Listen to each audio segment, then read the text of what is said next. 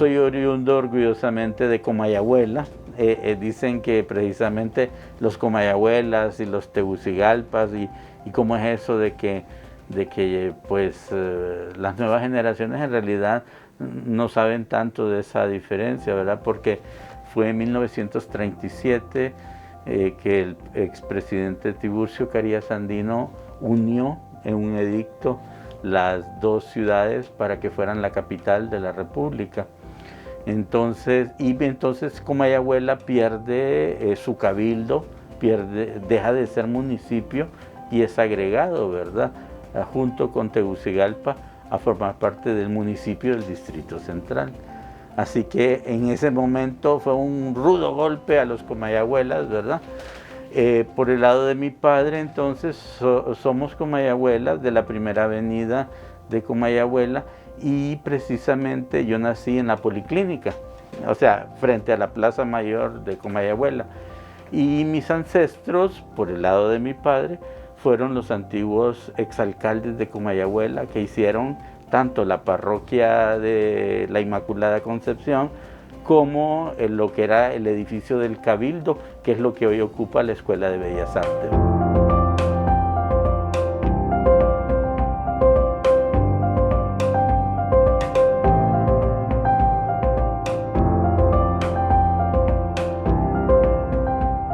Del lado de mi madre somos Tegucigalpa, ¿verdad?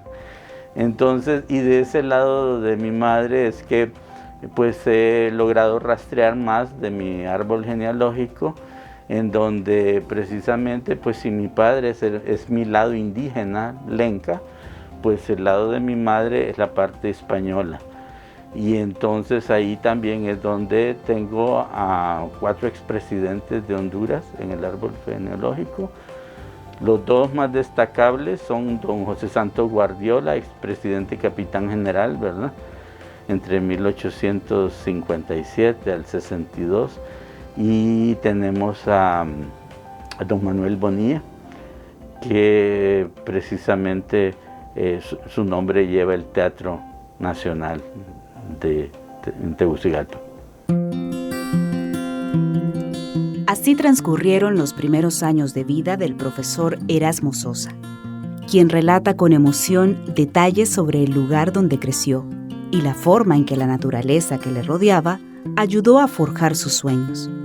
La curiosidad, su mejor aliada; los animales, sus más cercanos compañeros de aventuras en esas largas caminatas por el río Choluteca, en una época donde sus aguas eran cristalinas y la diversidad de animales acuáticos inspiraron su primera colección, las conchas.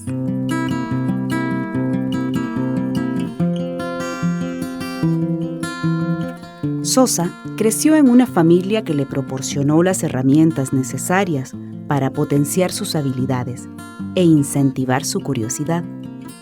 Mis primeros 4 años de primaria los hago en una escuela que quedaba en la 4ª avenida de Comayagüela, que se llama, porque todavía existe, la Escuela María Montessori. Y sí quisiera ese capítulo acentuarlo porque pues en ese momento obviamente yo creo que ni mis padres ni yo sabíamos quién había sido María Montessori, ¿verdad? Pero ahora, en retrospectiva, me doy cuenta que tuve la dicha de que la directora de esa escuela y luego Instituto Montessori, doña Elsa de Arellano, era de origen guatemalteco, se había casado con un hondureño, pero de niña ella vivió en Roma, en Italia, y había sido alumna de María Montessori, la famosa pedagoga, ¿verdad?, a nivel mundial, que crea un método que se llama Montessori, ¿verdad?, que consiste en dejar que el estudiante haga lo que quiera hacer. Él es una enciclopedia andante. Es así, autoeducado, muy así, o sea, una persona sumamente inteligente. Siempre tuve la suerte de que mis profesores, mis padres, mi abuela, mis tías, me apoyaron en lo que yo quería hacer y me dejaron lo que yo quería hacer, y una de las cosas que yo quería hacer era precisamente, me encantan los animales y me han acompañado toda mi vida. Y después, entonces, los dos últimos años de la primaria, pues porque cambiaron el espacio de la escuela, entonces me pasaron a la Inmaculada Concepción de Comayagüela. Y ahí terminé mi primaria y hice toda mi secundaria, de ahí me gradué.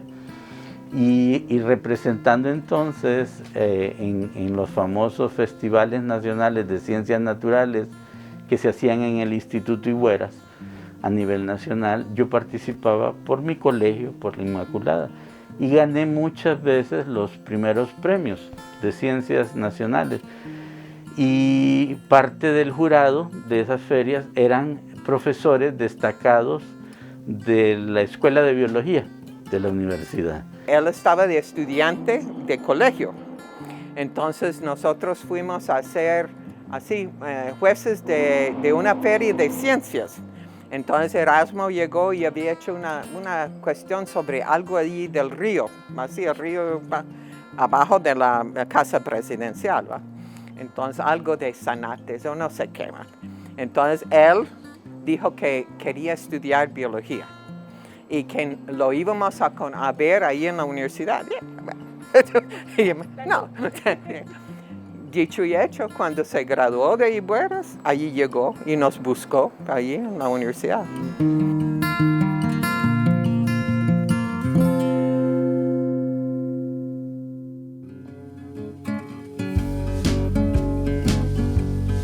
En Honduras, la carrera de biología surge en 1967, momento en que la Universidad Nacional Autónoma de Honduras habilitó matrícula para formarse en esta área de las ciencias.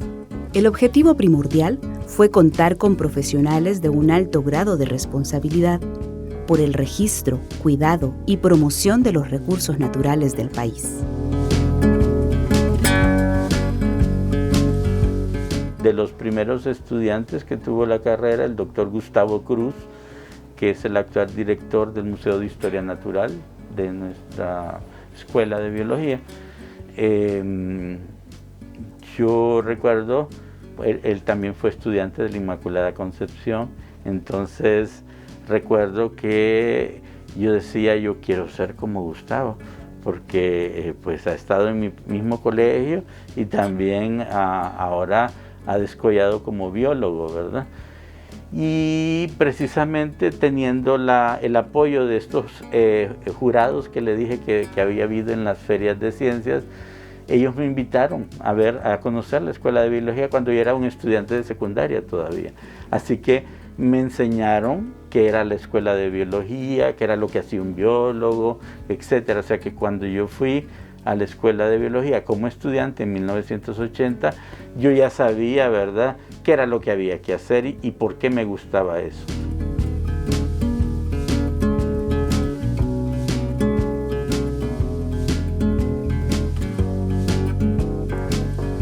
Lo que yo voy a recordar como biólogo, especialmente en el J1, es la cantidad de insectos que habían en la noche en los edificios. Yo recuerdo que mi colección de entomología no tuve que salir al campo, sino que lo hice en las aulas universitarias. Habían cualquier cantidad. Fíjese que en las clases que se daban en la noche, nos distraía que se metían los sapos y las ranas a las aulas por la puerta, muy campantes, y detrás de los sapos las serpientes, ¿verdad? Y entonces, pues, para nosotros como biólogos era toda una emoción irlos a ver, a atrapar, a sacar, y ahora ni las moscas llegan, ¿verdad? Entonces, y eso por la pérdida de insectos que hemos tenido a nivel mundial, que es grave porque muchos de ellos son el 90% polinizadores de todo lo que nos comemos. Se ha calculado que el 90% de lo que compramos en un supermercado es gracias a los productos de los insectos. Así que esa pérdida, ahorita no es tanto el cuento de que la pandemia y todo, eso es nada con la catástrofe que tenemos encima, que es la pérdida de los insectos.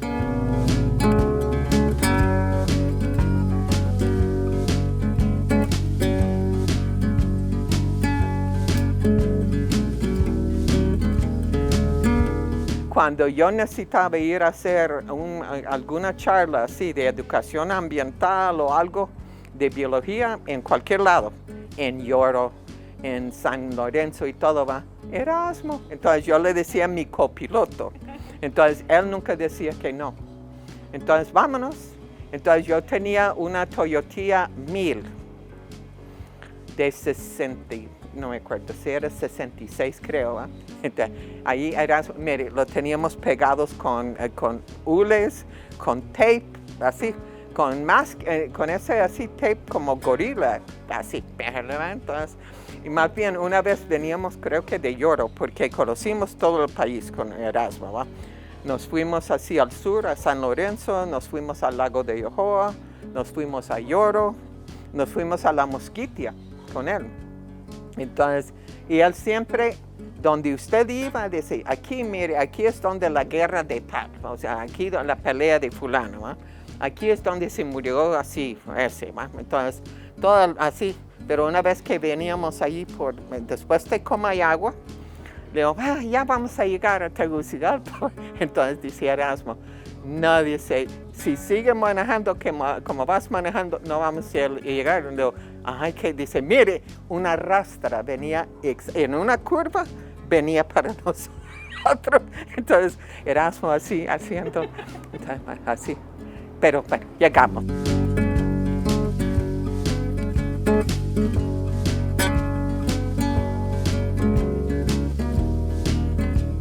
Muy especial. Erasmo, así es una persona así sobresaliente, así como persona, como biólogo, como profesor, como amigo.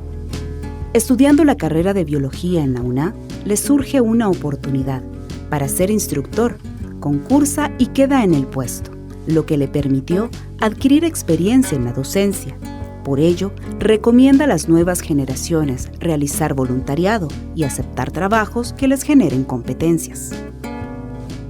Ya estando metido en el cuerpo docente, llegaban profesores visitantes, o sea, del exterior, biólogos externos que venían a darnos una charla, un taller, una capacitación, y pues trabajaban con todos los demás compañeros o estudiantes en el día, ¿verdad?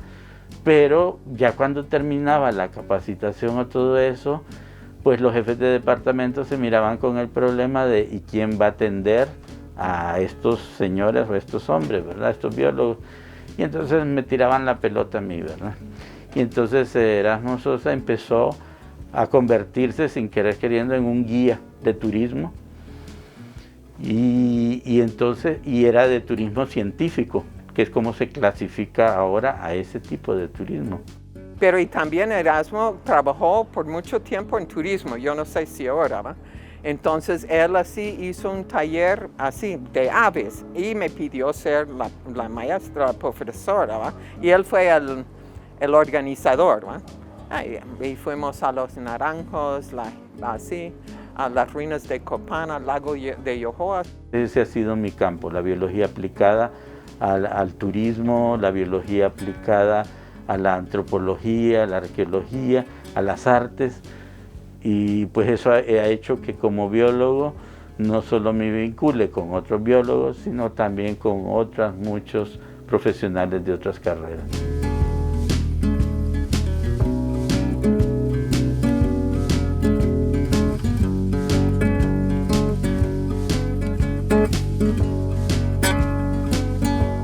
Mi primera tesis de grado en el bachillerato universitario en biología fue sobre los diseños animales en el arte precolombino.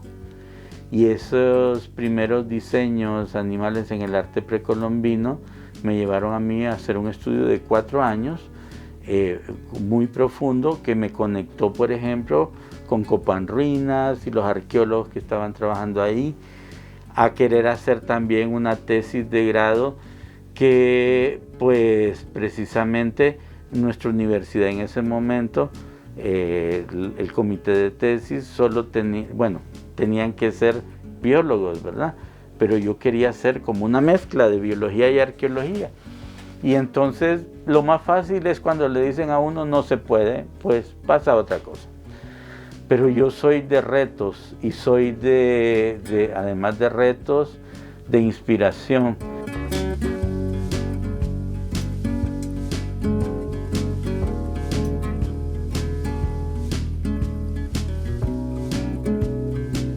entonces este trabajo, que pues ya tenía 4 años de estarse haciendo, de hecho alguna antropóloga me dijo, pucha, verás, ese trabajo es para una tesis doctoral.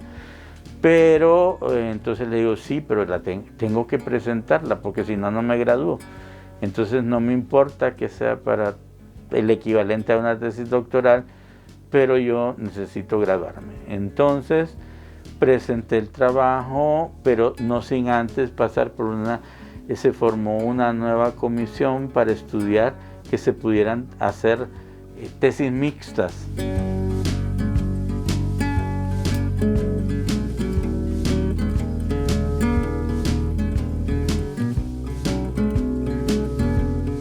Esa tesis de grado también me valió una invitación del Museo del Oro de Bogotá para que revisara su colección de oro en los animales que están representados ahí, porque en ese momento creo que solo éramos 3 o 4 en el mundo que habíamos hecho un trabajo de eso.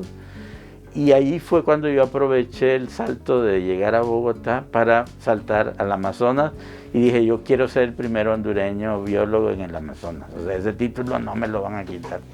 Y pues en 1987 me fui y estuve entre el 87 y el 88 haciendo etnoecología con los ticunas y los yaguas, que son 2 tribus amazónicas que por suerte hoy son las menos, llamemos, tocadas, y las consideran más bien como un ejemplo de lo que se ha podido hacer de rescate antropológico.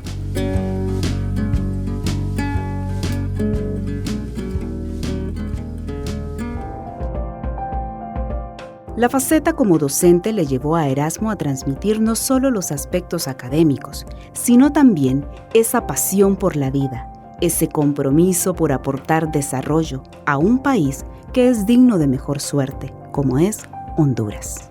Fue una invitación que le dieron a él para una clase de Ecología 2, para ser más precisos, y nos platicó del efecto de los mayas, por ejemplo, en el ecosistema, ¿verdad? Entonces, cómo para hacer cal tenían todo este procedimiento de corte y tala de la vegetación, cómo afectaron, y lo describió tan increíble y dio una perspectiva muy diferente a lo que uno venía conociendo de biología, que quedó impactado en mi caso, y fue un éxito entonces poder compartir con él desde entonces, ¿no? Cuando él allá llegó a ser profesor, daba clases de educación ambiental. Entonces yo preguntaba a los alumnos, ¿no? Ajá, ¿con quién va a llevar la clase de ambiental? Me dicen que el licenciado Sosa es el mejor. Digo, sí, dice que él así trae, no es así solo del texto, ¿no? Dice, él trae ejemplos así más aplicados y así es más como, no entretenido, pero más hacía la clase más así, viva. Parte de entonces de ese impacto fue querer llevar entonces lo que es ecoturismo. Y ahí realmente reforcé ese aspecto de que biología no solo es de conocer el nombre científico de un animalito o de una planta, sino que también entonces hay otro enfoque que es la parte interpretativa, esa relación de el conocimiento científico, trasladarlo entonces a la parte ya general, al público, cómo transmitirlo sin marearlo, sin aterrorizarlo con nombres científicos y términos técnicos, ¿verdad? Entonces, fue la culminación de ese impacto llevar la clase de ecoturismo.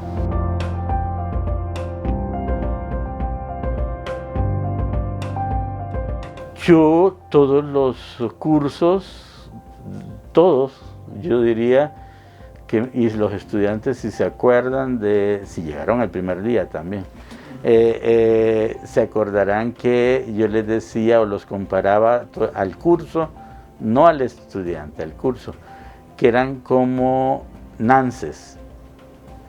A mí me encantan los nances, eso para mí es una fruta misteriosa. Y entonces, a pesar de que todos son redondos y amarillos, y como dice el cuento ahí, con 3 pelitos en el culito, el caso es que pero uno se vuelve son adictivos.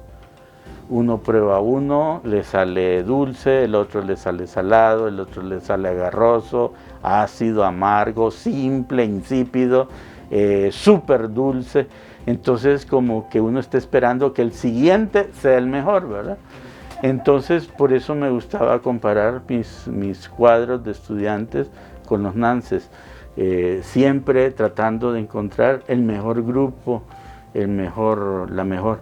Y por eso se los dije a este que estamos ahorita, que es realmente mi último Nance, tiene que ser el mejor para que realmente salga de aquí con ese sabor. Y pues creo que lo estoy logrando.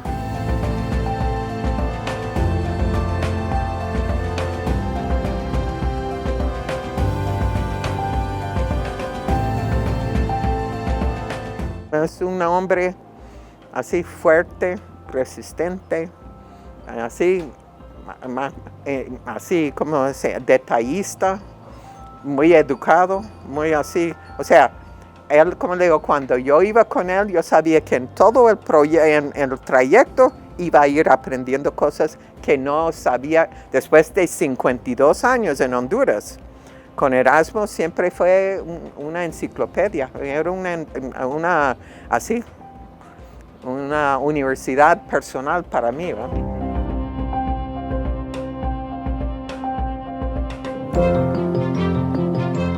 Esa pasión de Sosa por la vida le llevó a desarrollar un proyecto de restauración de una zona que estaba deforestada y se había convertido en un botadero de basura. Esto en la comunidad de Santa Lucía.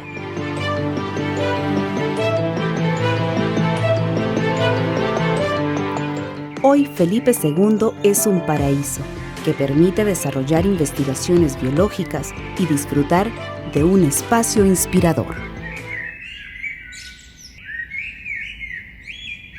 Escuchando una conferencia del doctor Enrique Aguilar Paz, que es el hijo del doctor Jesús Aguilar Paz, quien hizo nuestro mapa nacional.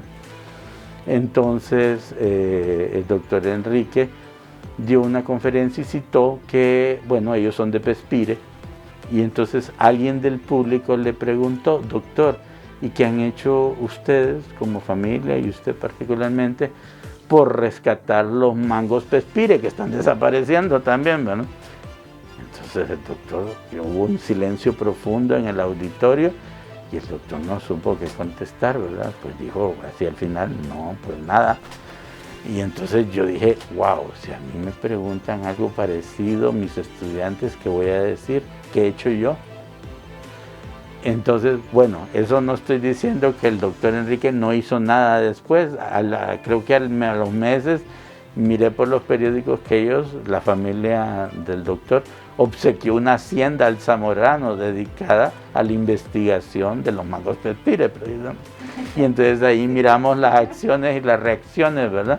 Y para mí, entonces, la conferencia y la reacción a eso significó que decía yo: bueno, ya tengo que dejar de ser tan solo observador y empezar a ser actor en la arena, o sea, meterme en el ruedo.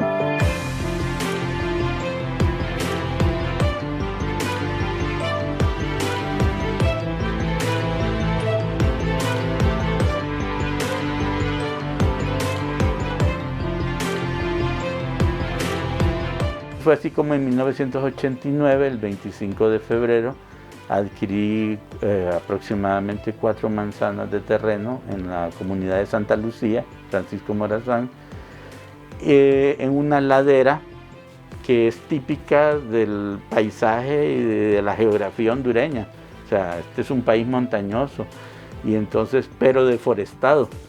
Entonces esa ladera era una ladera deforestada, que en una buena parte le servía para ir a depositar basura.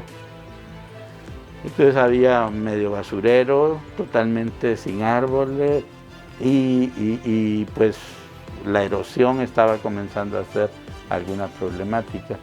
Pero eso fue lo que me llamó la atención. Mis papás no me lo dijeron porque son muy prudentes, en paz descanse mi padre, pero lo pensaron y después, años después me dijeron, cuando nos dijiste y compraste eso, dijimos, ahí sí está loco, ¿verdad? Este lugar no tenía nada, era un basurero. Allí en Santa Lucía está la iglesia y enfrente estaba un basurero de allí del pueblo, ¿va? No había nada. O sea, enseñó fotos así, estaba toda la basura, estaban los montes pelones. Entonces, ahí van los periquitos. Entonces Erasmo, así, compró, empezó a hacer así como terrazas, puso como una especie de así laguna artificial con peces, puso así caminatas, sembró un montón de árboles, o sea, es bellísimo, ¿eh?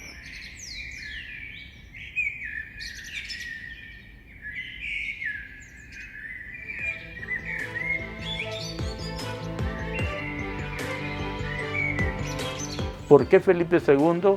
Porque en la comunidad de Santa Lucía, en su iglesia, se guarda un obsequio del rey Felipe II, que estuvo activo de 1542 a 1598, cuando él muere. Entonces Felipe II es el heredero del emperador Carlos V de España y Alemania, que es, vamos a decirlo así, el rey con que el imperio español llega a su clímax, y todos los territorios españoles abarcan prácticamente todo el planeta, a tal grado que las Islas Filipinas en Asia se llaman así porque el emperador Carlos V en honor a su hijo les da ese nombre, ¿verdad? Las Filipinas, por Felipe II, ¿verdad? Y es entonces también que me voy dando cuenta, a lo largo de todo ese tiempo, estudiando la vida y obra de Felipe II, que él en su autobiografía pone: yo tuve dos amores en la vida, uno, la naturaleza, y dos, la soledad.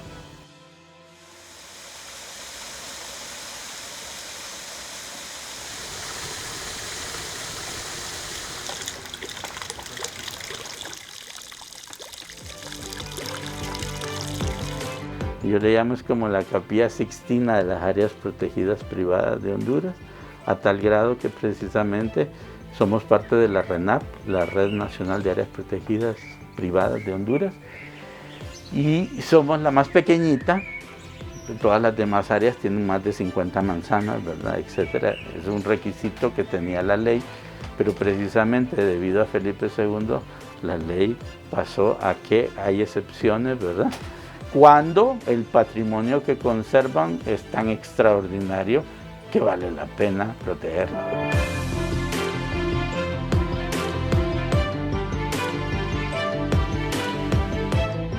Desde entrada, uno ya ve, wow, no solo son plantitas, no solo es, ay, qué rico el clima, sino que ya uno va aprendiendo que hay historia también detrás, que hay esfuerzo, que no es un trabajo entonces de la noche a la mañana, hay un proceso difícil y pues que se logró, y hoy podemos disfrutar de estos cambios, de estos frutos, y la verdad que nos deja perplejos de entrada, ¿ya? Y más cuando el maestro tiene la chance de darnos toda la interpretación, no, y uno ya no vuelve a ver un árbol como solo un árbol, ¿verdad? Entonces sí, Felipe II tiene esa magia. Los primeros 20 y pico de años, pues realmente era un proyecto de restauración ambiental con reforestación, era devolverle la cobertura vegetal al área pelada, pero cuando miramos ya lo hermoso que se estaba convirtiendo el bosque, las satisfacciones, y dijimos, no, como que no solo la familia, no solo yo, realmente, además, los incendios forestales son el famoso coco de todos los años en la época seca, que puede acabar con Felipe II en media hora, ¿verdad? En 33 años se van a la borda. Entonces dijimos, no, si se va a quemar esto, pues que por lo menos deje semilla en otros lados. Así que vamos a abrir, y entonces así fue como se hicieron pruebas con niños, con adolescentes, con adultos universitarios, y entonces se llegó a la conclusión que había que dejarlo para universitarios, para apoyar la educación ambiental universitaria.